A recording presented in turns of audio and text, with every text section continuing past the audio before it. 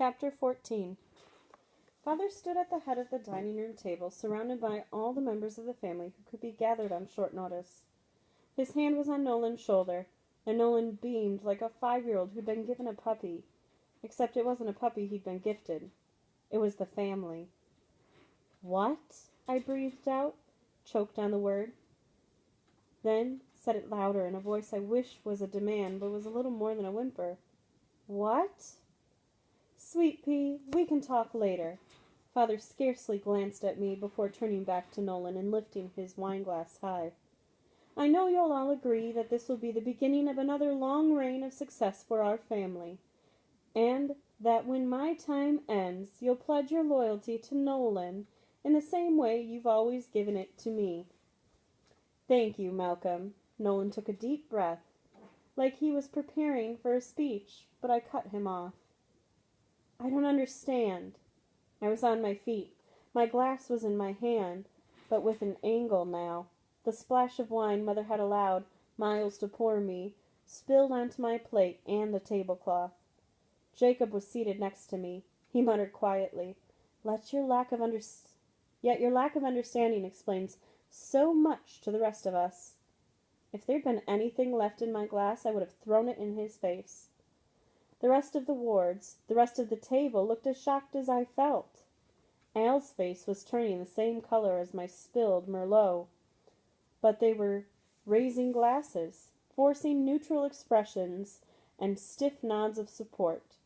I dropped my glass so I could brace myself against the table with both hands.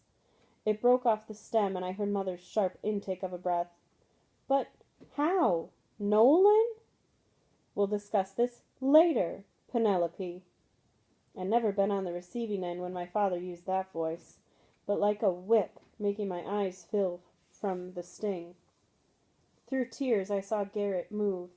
He pushed his chair back and stood, shook off Mick's restraining hand. Hugh grumbled, "Don't bother Mick. He's more Landlow than Ward these days. Didn't you see the group hug by the pool?" Garrett's mouth pressed into a hard line, but he kept walking around the table.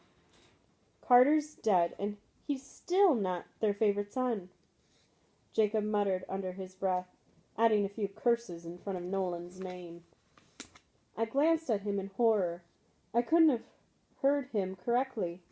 If Garrett had, Jacob would have been sporting 2 new black eyes over the ones that mostly faded. "Princess, let's go get some air," he whispered when he reached my place. I knew naming Nolan as successor was a business decision, but it felt personal. Father's whole, "I promise you will never have to endure another one of Nolan's lectures." He'd known, and hadn't told me. "Is this because I broke into the clinic?" I whirled from Father to Mick. "You said you wouldn't tell. They're my counts. It's my blood." Mick's eyes widened and he shook his head, but the actions didn't register until Father thundered, "What?" It's my blood," I repeated lamely. "Penelope?" Father's roar continued. "You are excused." The men at the table stood to mark my exit, eyes averted. He nodded at Garrett, who moved to put a hand on my shoulder until Mother called out, "Don't touch her," reminding everyone just how flawed I was. He dropped his hands to my chair, pulling it out. Jacob scoffed and said, "Babysitter," and Father threw a warning glare his way. I stepped on his foot as I stood up. It was too late, though. That word hit his brother the same way my mother's outburst had struck me. Garrett's cheek burned as brightly as mine when he gestured for me to precede him out of the room. I didn't run until we were out of sight. Garrett was right behind me. I wanted our footsteps to clatter in the hallways, to show our anger and frustration in resounding echoes, but their original polished marble floors had been ripped out in the same remodel that rounded the estate's corners and softened the edges. The cork that replaced it absorbed most of the noise. How I had possibly thought Father would trust me with this news about the business when he didn't even trust me to walk without breaking myself. In the solarium, I carefully sat on the cushioned chair. Just once I'd like to throw myself down and weep with abandon, without worry that post-weeping I'd spend a week in a clinic. Garrett turned the lock before coming over to me. He crouched in the wood chips beside my chair, placing his hands on either side of my legs with just a whisper of space between his fingers and the bare skin below the hem of my dress. I hiccuped. Nolan's not even a Landlow. If I can't run it, and why can't I? It should go to you. Garrett looked down. The tips of his ears were red. I kind of thought, well, hoped really, that someday it would be ours. All three of us.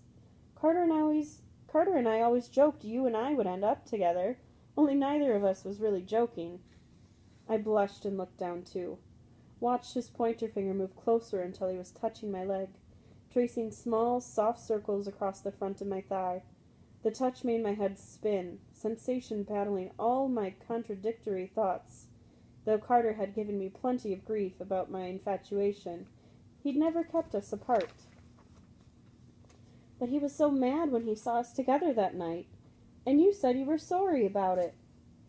Garrett flinched. I wasn't sorry about us. I was sorry about the scene he caused. He brushed a fingertip below my chin, telling me to look at him without actually exerting any pressure. I don't think he was really mad, just shocked. He didn't say it wasn't a big deal. I was thinking aloud, replaying Garrett's... He did say it wasn't a big deal. I was thinking aloud, replaying the Garrett parts of the last conversation with Carter. In fact, his last words to me were, "Serves him right," when I joked about breaking your heart. I was seeing through tears. Garrett was swallowing and blinking. I only backed off because you needed space. And now everything's gone wrong. Nolan? I can't believe. Nolan? He groaned. My dad's going to be so pissed. And blame me. I know it. His jaw tightened slightly, his finger pressing down on my leg for the briefest fraction of a second before it resumed caressing. Jacob's right. I'm a glorified babysitter. They're never going to take me seriously. They'll never stop blaming me. Carter's never coming back. His voice was thick, his eyes dark and far away, looking up through the glass ceiling as if there were an answer to be found in the night sky. I reached out a trembling hand and touched his face, turned it back toward me.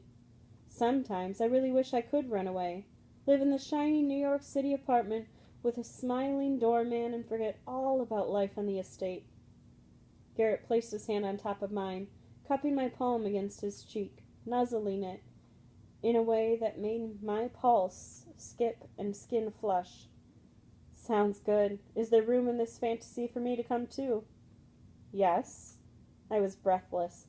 Could he feel my hand go clammy against his face? This wasn't romance. It was grief and guilt and rage, but my head and heart and body were reacting like it was the stuff of fairy tales. Can I kiss you? He asked. I swallowed, and swallowed the urge to correct his can to may, then cursed the voice of Nolan for running through my head at a time like this, cursed everything about Nolan. I'll be gentle. You know I'd never hurt you, right? I nodded, tugging down the hem of my dress to cover the fingerprint, bruise, he'd left on my thigh when he was talking about Al.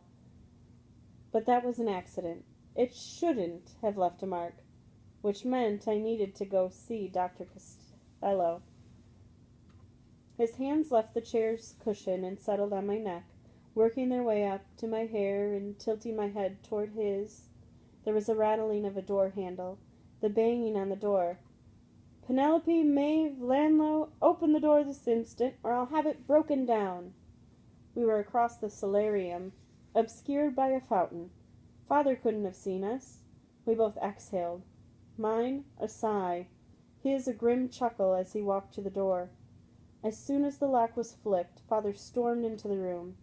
His rage was impressive, but so was mine. I stood up, putting my hands on my hips and straightening to make use of every one of my 5 feet 3 inches. Father, I can't believe you.